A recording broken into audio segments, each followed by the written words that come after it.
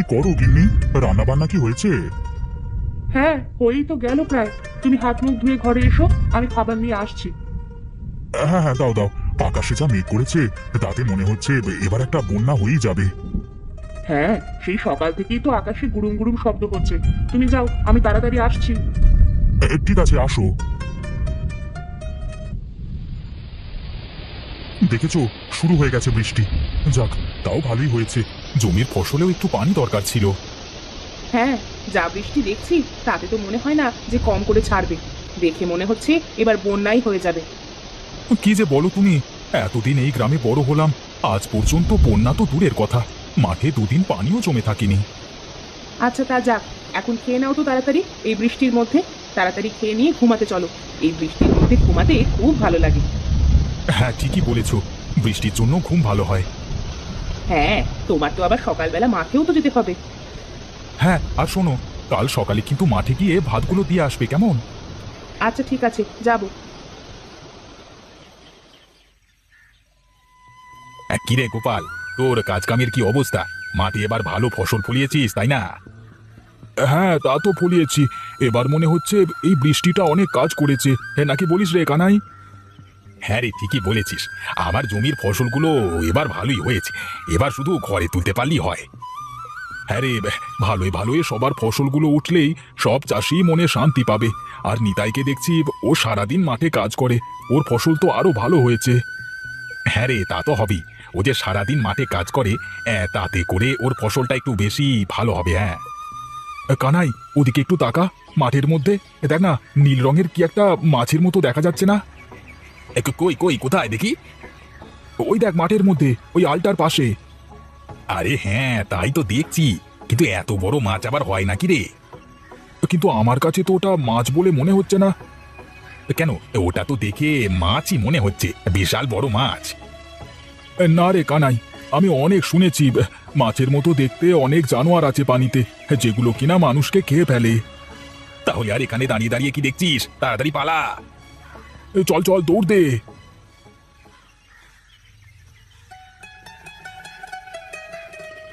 আহ, কি সুন্দর একটা তিমির বাচ্চা।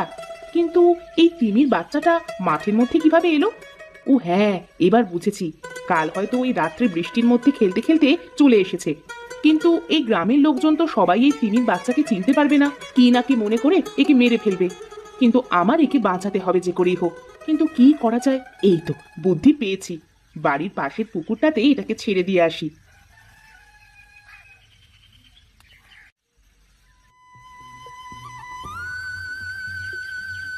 এদিকে এসো, খেয়ে নিয়ে কাজ করো।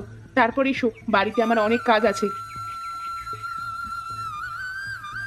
কি গো, খাবার আনতে আজকে এত দেরি হলো কেন?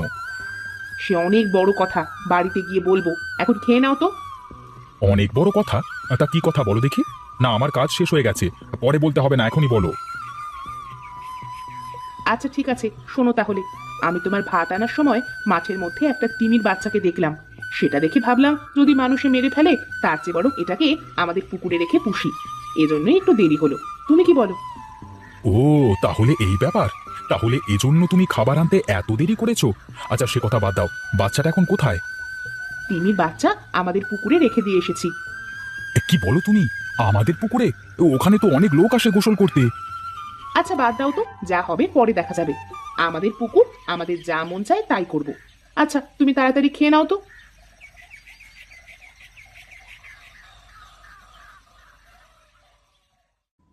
হ্যাঁ হ্যাঁ, আমার খাওয়া শেষ। হ্যাঁ তাহলে চলো তাড়াতাড়ি, ওদিকে আবার কি হয় কে জানে। হ্যাঁ হ্যাঁ, চলো চলো। আহা, আজকে থালা বাসন ধুতে দেরি হয়ে গেল। যাই তাড়াতাড়ি গিয়ে নিতাইদের পুকুর থেকে থালা বাসন ধুয়ে আর গোসলটা করে আসি। ওদের পুকুরে এটা কি দেখা যাচ্ছে? নীল রঙের বিশাল মাছ নাকি? উমা, এ তো দেখছি ভূত মাছ। না হলে এত বড় মাছ আবার হয় নাকি? বাঁচাও বাঁচাও, কে কোথায় আছো, বাঁচাও! ওই দেখো, নিতাইদার পুকুরের মধ্যে কি রয়েছে। ওই দেখো, কত বড় মাছের ভূত।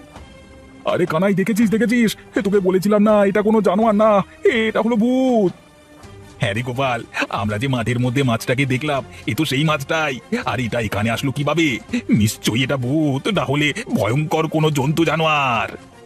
হ্যাঁ রে, এর কথা বলা যায় না, কখন যে কাকে খেয়ে ফেলবে তা কে জানে। পালাও পালাও, সবাই এখান থেকে পালাও, বাঁচতে চাইলে পালাও।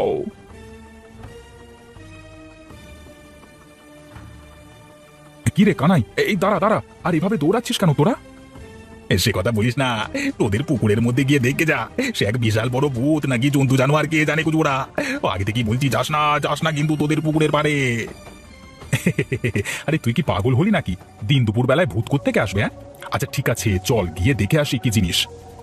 ওরে বাবা রে, আমি আর ওদিকে যাচ্ছি না রে বাবা, পারলে তুই যা, না হলে যাস না, দূর তেরিকা।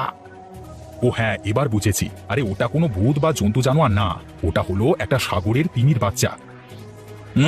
আমাকে পাগল বোঝানো বন্ধ কর, তোদের মন চাইলে তোরা যা, আমাকে জোর করিস না বাবা, যা যা তোরা যা।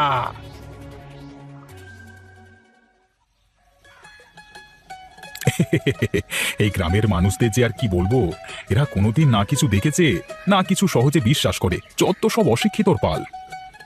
দেখো মাছটা কিভাবে পুকুরে খেলা করে বেড়াচ্ছে। হ্যাঁ তাই তো দেখছি, কিন্তু বেচারা তিমির বাচ্চাটা এখানে এই মাঠের মধ্যে কিভাবে এলো? আমিও তো তাই ভেবে পাচ্ছি না, কিন্তু যাই হোক চলো আমরা এই তিমির বাচ্চাটাকে পুষে পালে বড় করি। তুমি কি পাগল হয়ে গেছো গিন্নি? এই তিমির খাবার লাগে কতটুকু তোমার কি কোনো ধারণা আছে?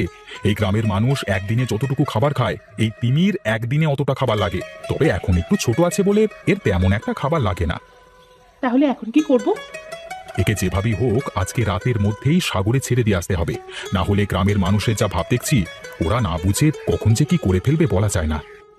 তুমি একদম ঠিক কথাই বলেছো, ওর বাড়িতে গিয়ে সুখে থাকবে, শুধু শুধু এখানে ওর কষ্ট দিয়ে লাভ নেই। ঠিক আছে, আমি ওকে তাহলে রাত্রে নেওয়ার ব্যবস্থাটা করছি। ঠিক আছে।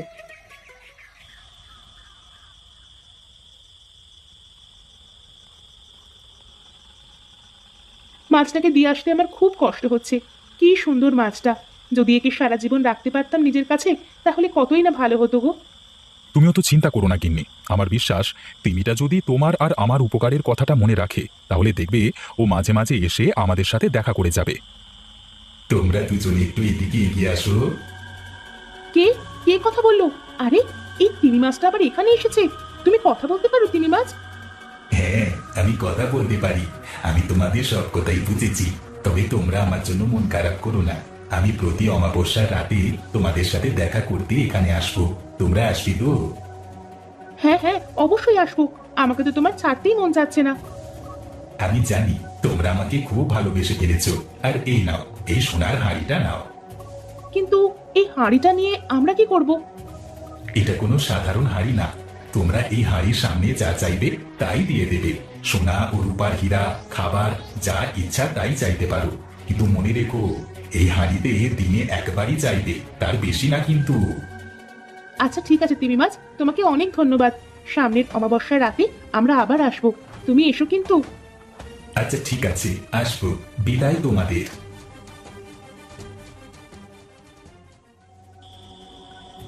কি গো গিন্নি, তিমি মাছটা যে হাঁড়িটা দিল, ওটা কি সত্যি কাজ করবে? তা তো আমিও জানি না গো, কিন্তু কে জানে, করতেও তো পারে। আচ্ছা ঠিক আছে, তাহলে হাঁড়িটা সামনে রেখে তুমি কিছু চাও তো। কিন্তু কি চাবো তাই তো বলো। আচ্ছা আচ্ছা, আমাদের তো টাকা পয়সার অভাব, সেটাই একটু চাও। আচ্ছা ঠিক আছে চাচ্ছি, হে জাদুর হাঁড়ি, তুমি আমাদের কিছু টাকা দাও তো। ও মা, এ তো দেখছি সত্যি সত্যি হাঁড়িটা কাজ করে। হ্যাঁ তাই তো দেখছি। ওগো, এবার থেকে তাহলে তো আর আমাদের কোনো অভাবই থাকবে না। আর হ্যাঁ শোনো, প্রতিদিন কিন্তু একবারই এর থেকে চাওয়া যাবে, একবার থেকে দুবার হলেই কিন্তু এটা নষ্ট হয়ে যাবে। হ্যাঁ হ্যাঁ আমি তো ভালো করেই জানি, বেশি লোভ করবো না। দেখো দেখো কতগুলো টাকা। হ্যাঁ তাই তো দেখছি, এতগুলো টাকা একসাথে তো আমি জীবনেও দেখিনি। যাক, শেষমেশ আমাদের অভাবটা ঘুচলো। হ্যাঁ ঠিকই বলেছো।